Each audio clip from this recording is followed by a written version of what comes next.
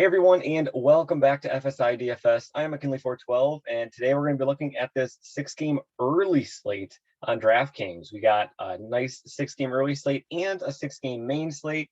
We'll have a video out for the main slate as well, so please come back, check that one out too.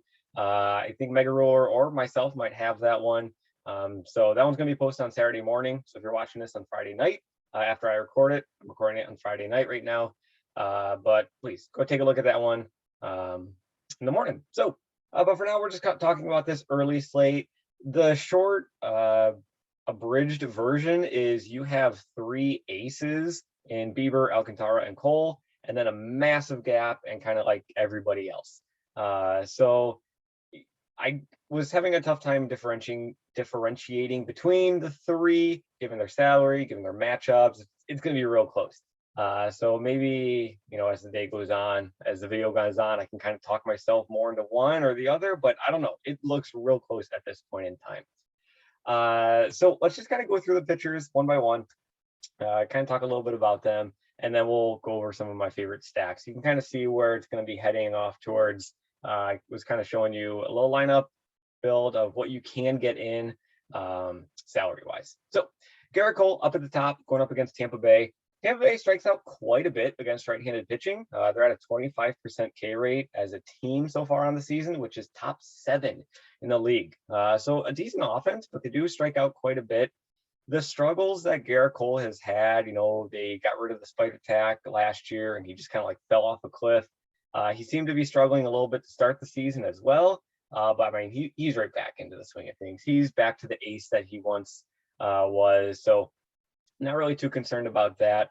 10.5 price tag is a little hefty. However, I don't think that salary is going to be much of an issue at all, given the values on the slate and given the pricing that some of these teams are on this slate. So Garrett Cole, a great ace at 10.5K. Alcantara, he has been on another level in the past couple of games. So he just faced this Atlanta team and went a complete game. So 36 DK points, 8.8K. He gets them again. So a little hesitation with him here is only that, on the second go around, when you're facing a team on a back-to-back, they typically do quite a bit better. And he did go 9 full innings, 115 pitches. So maybe he's a little bit more tired in this one, but still. Atlanta actually has the highest strikeout rate against right-handed pitching so far this season. In the past month, their strikeout rate against right-handed pitching is 28.4%. So, I mean, it's a solid offense, but they swing and miss a lot. So the strikeout upside and the ceiling game is definitely there for Alcantara, as we know. But I think he's going to do pretty fine. He's right in the mix there. 800 cheaper than Cole. So I don't like him as much as Cole, but, that 800 savings kind of puts him right in line with him. And then we got Bieber. He was supposed to go on Friday night. The game got postponed. I'm honestly not sure why, because it's clear. There was rain in the area, but never touched the stadium at all. But still, make sure Bieber's even starting. That's the first thing. So make sure he's still starting in this first game. But still, 9.2K for him. He was going to be chalk on Friday night. And he's pretty much going to be chalk here as well. He, just like Alcantara, he's on the back-to-back with Detroit here. He just had 10 strikeouts against this team, 7 innings pitched. Detroit, one of the worst teams against right-handed pitching in the league in a whole handful of offensive categories. So Bieber, he was going to be chalk on Friday night for a reason. He's probably going to be pretty chalky here as well. And that kind of rounds out your top 3. It's Cole, Alcantara, and Bieber. And given like the difference in their pricing, I think they're pretty close together. I give a slight edge to Bieber here at 9.2K due to the salary savings and due to the matchup that he is going up against. After that, and you can kind of see it here on this list, I got him rated Bieber, Alcantara, and then maybe Cole. Actually, you know what? I've kind of talked to myself. I'm going to be changing Cole to 1B, and I kind of like Alcantara as the 1C. I mean, they're all still fine. Wherever you land up. And then you hit Corey Kluber. Corey Kluber, he's been fine on the season. He's been beating down the bad teams, but he's really been struggling against the good teams. And now he's going up against the Yankees, one of the best offenses in the majors. So he's a GPP play at best for me. Dropping on down to Alex Wood. Now we're kind of in that mid-tier range of pitchers. The thing about Wood, he's not going to go super deep into the game. He works the counts super deep. And you can kind of see he's going 5 innings at most. They pulled him at 73 pitches here. I don't really like this guy for a GPP because he doesn't have too much of a ceiling, and I don't really like him too much for a cash game either, just because he's not going really far into games. And at 8.5 price tag, not too exciting. Going up against Cincinnati, they're a bad team. We all know that, but their offense hasn't been too bad. They're pretty much in the middle tier when it comes to offensive production in the past month. It's been buoyed by a couple of massive games, that 20 run outing they just had. But still, Wood, I'm going to be kind of fading him. I'm not super excited. He's not in the fade category, but he's just not one of my favorites. I have him up here, but it's just because this mid tier is pretty gross. You can pretty much jam in 2 of the guys from the top tier here, and you'll be fine. Chad Kuhl, this game also got postponed. This is the second game of the doubleheader. So because this is the second game of the doubleheader, make sure he's even starting. I'm not even sure if he is. If he is, though, he has had a rough past 2 starts. He only has 1 strikeout in the past 2. Now he's going up against Washington, and believe it or not, Washington actually is the second lowest K rate as a team against right-handed pitching. So they don't strike out much. This guy's not going to get many Ks. He's not going to go deep into the game. He has no ceiling. He has no floor. I'm going to be fading Kuhl here. Then you get Logue and Hearn. Both of these guys, they're middle of the pack. They're okay. They're going up against 2 okay offenses. I'm fine if you land on either of these guys. That's fine. If you fade both of them, that's fine too. I really have no strong opinions on either of these guys. I'm not going to fake it at all. Adon going up against Colorado. He's going to be a fade for me. You can just see how much he's struggled so far on the season. He's had 3 or more earned runs in 7 of his 9 starts, and he's only gone 5 innings in just 2 of his 9 starts. So poor pitcher going up against a okay offense. They do struggle a little bit against this pitch type, but he's going to be a fade for me.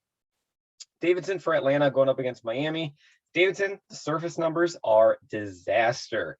Absolute disaster here. The advanced analytics, also kind of a disaster. It's not looking too good for him here, just in his 3 short starts to start the season. However, the matchup, that's a big one. He is going up against Miami, and Miami against left-handed pitching so far this season. 32% strikeout rate as a team. I was just mentioning earlier that Atlanta has the highest K rate against righties at 28. They're at 32%, a whole 4 points higher than the next team. It's absurd. And then combine that, Miami also has the lowest walk rate against left-handed pitching. So the matchup is there for Davidson to kind of get back to last year's form. Last year, he had a 3.77 ERA. I think that's what I'm remembering when I was doing my research. It wasn't bad. He had pretty all right numbers at 6,000. I think he can be a GPP, shot in the dark. Don't get too excited. The Ks aren't there this season. He's walking a lot of guys, but Miami, highest strikeout team in the league, lowest walk team in the league against left-handed pitching. So a punt, sure, totally fine with it. Faedo for Detroit, again, this is part of a doubleheader, so make sure that he is the guy starting here. He's probably my favorite option down in this punt range if you do go there. 3 starts, 5 innings in each of them, 2 or fewer earned runs in each of them. Wasn't facing murderer's row against offenses by any means. He's not going to strike a whole lot of guys out, but at 5.9K, he's not going to be hurting your lineup. And then Gutierrez, if he is starting, load up on the San Francisco bets. So that's kind of it. You have your top 3. This is kind of how I rank them all. Bieber, Cole, Alcantara as your top 3. Kluber, GPP only. The mid-tier, I'm not really going to be touching this mid-tier too much. If I am not paying up for both of these guys, I'm probably going to be going down to Faedo or Davidson in GPPs. And then these guys I'm completely fading, but they're not fully confirmed, so please make sure that they're starting in their games. So going to the bats, my favorite 2 teams are going to be San Francisco Giants going up against Gutierrez. And then the New York Yankees going against Kluber, because just the power of the Yankees offense and Kluber, he's put his numbers against the bad offenses. Now he's going up against the Yankees. I think he could really struggle here. And then rounding it out, I got Colorado. GPP, Cleveland, Oakland, and Miami. The cheap teams, first off, Oakland, dirt cheap. Let's go look at them right here real quick. Oakland, we'll go to hitters. Look at this. Their most expensive guy is 3.3K. I don't even know how that's possible. So yeah, so 2.9K, dirt cheap. This is what I'm talking about. You can jam in whoever you want. And then look at the San Francisco bats that I was talking about as my favorite stack. La Stella, 3.1K. He's back into the lineup. Flores, 3.8K. And then Andrew Har for New York, he's been hitting pretty well, pretty in the heart of the order in the past couple of games as well. So who knows where he's going to line up. But if you just kind of go like with these 5 guys, now this is not a core this is not what the core is going to be for sure. I'm not saying that, but this is just kind of me showing you can throw in Cole, you can throw in Bieber with a healthy New York and San Francisco stack, and you're just going to have 3.4K remaining. Maybe you go cheap at catcher and that bumps up to like closer to 4K for your 2 remaining spots. So salary is not an issue at all on this slate. In cash, I'm probably going to be rolling with like a New York, San Francisco build along those lines.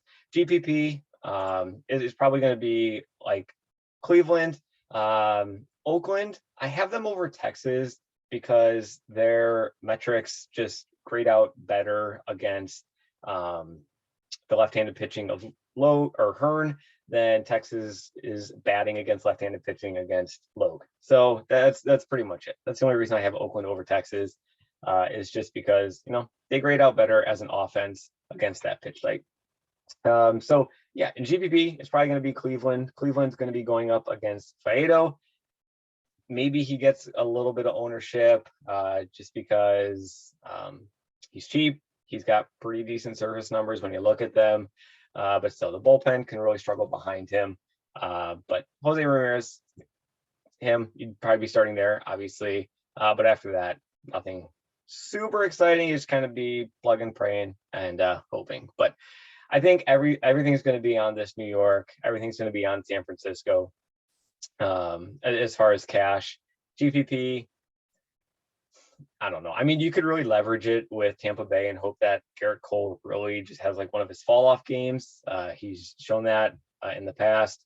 Alex Wood, I mean, you can hope that maybe Cincinnati gets to him. Cincinnati, they've shown they have the boom games. They had a game of 20 against the Cubs this month. They had a game of 14 against Milwaukee. I think they had a 14-11 game against Milwaukee in the second week of May. Double check that, but I think it's right. But yeah, so this offense, they can get it going. So maybe against Alex Wood, they can.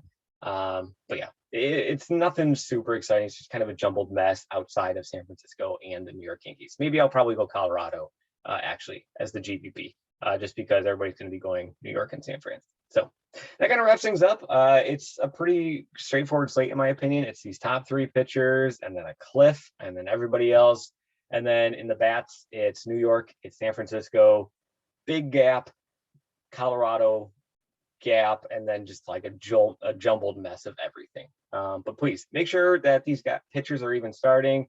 Make sure to check out Cool, Bieber, Adon, and Faedo.